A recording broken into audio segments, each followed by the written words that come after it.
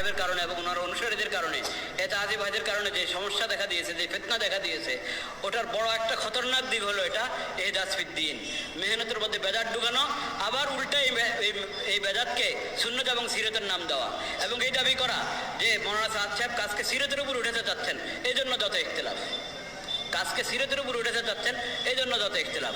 নতুবা ওই অন্যরা চায় না সিরতের উপরে কাজ উঠেতে, অন্যরা চায় যে মাশায়েখের তাজরিবার ভিত্তিতে কাজ করবে, উনি চান সিরত মোতাবেক কাজ করবেন, এই জন্য দ্বন্দ্ব। বলেন নাউজুবিল্লাহ। মানে ইহদাস করছে, নব আবিষ্কার করছে, বিধানে হাত দিচ্ছে, আবার ওটাকে সিরত নাম দিচ্ছে, সুন্নত নাম দিচ্ছে। কত ভয়াবহ এটা! এবং সেটার জন্য তাহরিফ করতে হচ্ছে। এজন্য প্রতিটা জিনিসের মধ্যে এই কমপক্ষে তিনটা অপরাধ, তিনটা অন্যায় থাকবে। সেই জন্য ওলামায়ে কেরাম ফিকিরমন্দ হয়ে এই বিষয়ে তম্বি করা ইমানি দায়িত্ব মনে করেছেন, সেই জন্য তম্বি করেছেন, সেই জন্য তম্বি করেছেন। এটা তো একটা দিক বললাম। এরকমভাবে আল্লাহ তাআলা হেদায়েতের জন্য পাঠিয়েছেন নবী রাসূলদেরকে। সর্বশেষ নবী, আখির নবী হযরত মুহাম্মদ মুস্তাফা সাল্লাল্লাহু আলাইহি ওয়াসাল্লাম, খাতামুন নবিয়্যিন লা নবিয়্য বা'দাহু। হযরত মুহাম্মদ মুস্তাফা সাল্লাল্লাহু আলাইহি সাল্লাম এবং আগের যত নবী রাসূল এসেছেন,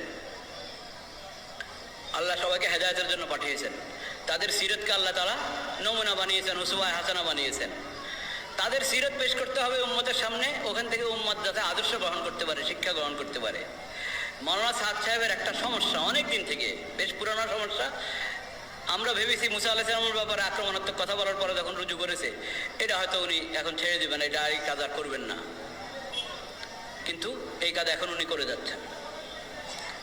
নবীদের সিরত, নবী রাসূলদের সিরত, ওনাদের ঘটনা এমনভাবে পেশ করেন যে ওখানে উনি ত্রুটি দেখাচ্ছেন নবীদের, যে নবী খেয়াল করেন নাই, ওনার ভুল হয়ে গেছে, এটা খেয়াল করা দরকার ছিল, খেয়াল করেন নাই, এই ভঙ্গিতে উনি উপস্থাপন করেন নবী রাসূলদের ঘটনা। বলেন নাউযুবিল্লাহ।